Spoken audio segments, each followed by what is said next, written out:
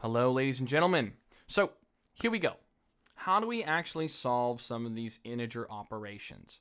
In the last video, pretty straightforward. Two of those examples were easily solved just by basic math that we've been doing. But then we came across one that couldn't be solved like normal. So when we come across those, how do we do it? Well, the way we do it is by using a number line. A number line isn't just a fancy line with numbers. It's a tool. It's kind of like a calculator, honestly. An analog calculator that doesn't require electricity, that just requires brain power. Pretty neat.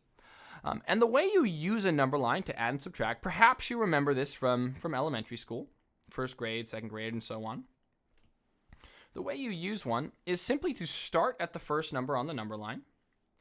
And then if you're subtracting, count toward the left-hand side. If you're adding, count toward the right-hand side. So let's try it with this very first one down here. I know we all know that 10 minus 6 is 4. That's a given. We could solve that one any day of the week.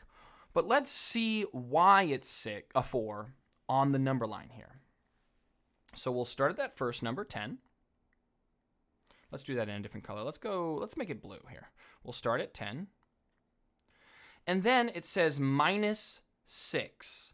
So that means I'm going to count in the negative direction 6 spaces. So start at 10 and count 1, 2, 3, 4, 5, 6.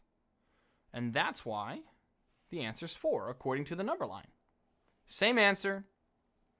Solved it using arithmetic. Solved it using a number line. Let's do another one. Let's start at 4 and add 3. Start at 4, add 3. 1, 2, 3, 7. Which shouldn't surprise anybody.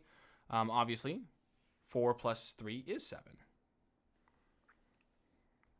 Now let's get into something a little more tricky. What about 5 minus 8? Well, if I try to do 5 minus 8 like I've normally done, I'll take away the 5, but then I'll still have 3 left over, right? I could subtract all the way to 0 with the 8, but then I'm going to have 3 more to count down. So what do I do with those? Well, let's see what this looks like on the number line. We'll start at 5, because that's what we're supposed to do. Start at 5. And then we're going to subtract, so count in the negative direction, 8 times. 1, 2, 3, 4, 5.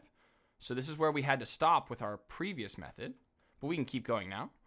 2, 3, 4, 5, 6, 7, 8. And our answer is negative 3. And that kind of makes sense, right? We tried to subtract 8. So we were able to get rid of 5 of them, but then we ended up at 0.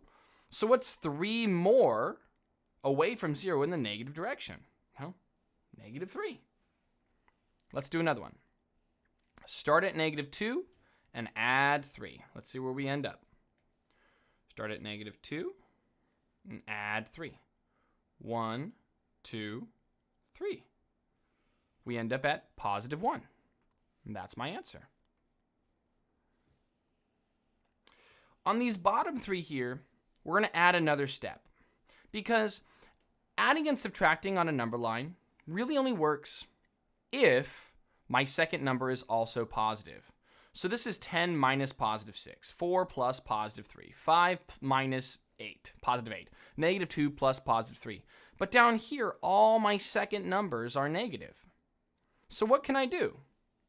Well, if we remember from our last video, we can take these two signs, combine them, and simplify our equation, or our expression here. Two signs, a positive and a negative, they're different. So I'm just going to drop down a negative sign right below. And then I'll drop my numbers down. 5 minus 7. Well, I can do that. All that means is I start at the 5. Start at the 5 and count down 7. 1, 2, 3, 4, 5, 6, 7. Negative 2. How about this one over here? Well, I've got a negative and a negative. Let's simplify those.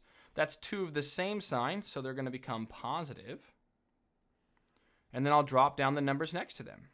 We've got a negative 12 and just a normal 9 because I used that sign. So I'm going to just drop down the regular old 9 there.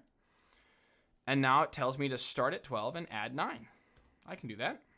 Oh, start at negative 12, sorry. Negative 12, and let's add 9.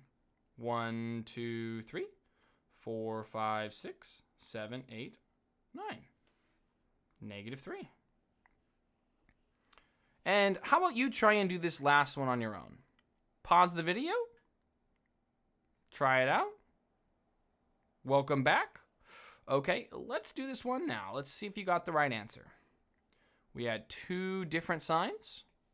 Simplify that into a negative. Awesome. And now drop down my other two numbers. Just drop down that negative 8. And since I used that negative sign already, I'm just going to drop down the 2. And now I have negative 8 minus 2. Well, that's easy. I'll just start at negative 8. And I'm going to subtract a positive 2. So subtract 2. 1, 2. And I end up at negative 10. And there you have it, folks. That's how you can use a number line to add and subtract positive and negative integers. This is where I want to preface, or not preface, I guess I'm ending it here. I want to say that there are a plethora of different ways to solve integer operations. And I'm really only showing you one. I think the number line is probably the easiest one to grasp in a short amount of time. So I highly encourage you to use this. But if you know of another strategy or you find of another strategy on the internet, by all means, go ahead and use it.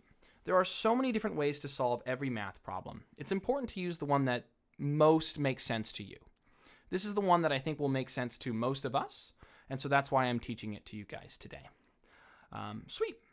In the next video, we are going to transition from adding and subtracting into multiplying and dividing. I'll see you there.